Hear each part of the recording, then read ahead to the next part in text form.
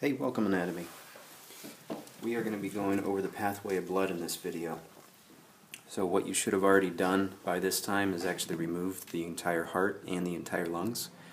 And remember, the way that we do this is by cutting through all of the vessels up above and cutting through all of the vessels down below. You have to run your fingers behind the heart to disconnect it, and the lungs to disconnect them from the posterior wall of the body cavity. So the very first place that we're going to be starting here are the vena cavas, and this is where the deoxygenated blood is going to be entering from the entire body. From above the diaphragm, look for the bright blue structure. From above the diaphragm we have the superior vena cava, and that's going to bring in, like I said, all the blood from above the diaphragm. From below the diaphragm we have the inferior vena cava. And I'm going to hold on to both of these at the same time so you can see that they come together.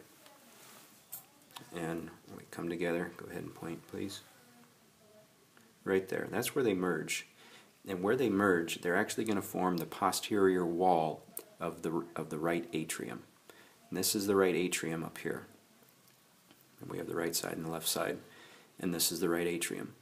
The posterior wall is made up of those vena cavas, so blood will be dumping into there. The atrium will push the blood down into the right ventricle. And then the right ventricle, when it squeezes, it will push blood up and out the pulmonary trunk. The pulmonary trunk is going to go to both lungs, so there has to be a branch point at somewhere along the line. So if you follow it, it gets lost in this mass of tissue. And somewhere in there, there's a branch to the right lung. Go ahead, I think it's right here. Right there. There's the branch to the right lung, and the branch to the left lung is going to be somewhere around in there. It's difficult to see, but it is there. And those are both branching off of this vessel right here, the pulmonary trunk. Don't get confused. Do not think that this right here is part of the pulmonary trunk. This is actually the aorta. It looks like they're fused together. They're linked tightly by a very strong ligament, which makes them difficult to separate. So the blood is now in the lungs. It's picking up oxygen. It's going to form back into the veins, and then the veins are going to bring the blood from both sides back to the left side of the heart. Here's the left side. And it's going to enter the left atrium. Now here we've actually removed one of the pulmonary veins. We snipped through it by accident.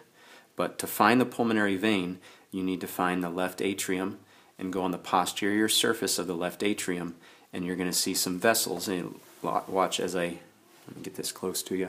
As I actually pull it, you can see that it's connected right here, and that's where the oxygenated blood is going to be dumping in. Now this is blue. Don't think deoxygenated blood. This is actually oxygenated blood. It is a vein though, because it's coming back towards the heart. So now the blood is going to be in the left atrium. The left atrium will squeeze, and it will push the blood down into the left ventricle. The left ventricle will squeeze and now push blood up and out the aorta in this direction. It forms like an X with the pulmonary trunk. Now the aorta is difficult to see. You actually have, from this angle, it's difficult to see. You have to lift up the pulmonary trunk, and underneath the pulmonary trunk is where you're going to see the very base of the aorta. The aorta is a lot easier to see, however, if you actually push the pulmonary trunk down. And you can see, I'm going to lift it. Right there is the base of the aorta. So if you were to puncture and stick a probe down there, you'd be sticking it down into the left ventricle. But blood is coming from the left ventricle up and out the aorta. There's branches right here and right here. Those are going to form what we call the carotid arteries and go up on either side of the pig's neck. In us, it's these vessels where we check our pulse. The aorta, then, for the lower part of the body, is going to start descending down the body, and we call that the descending aorta.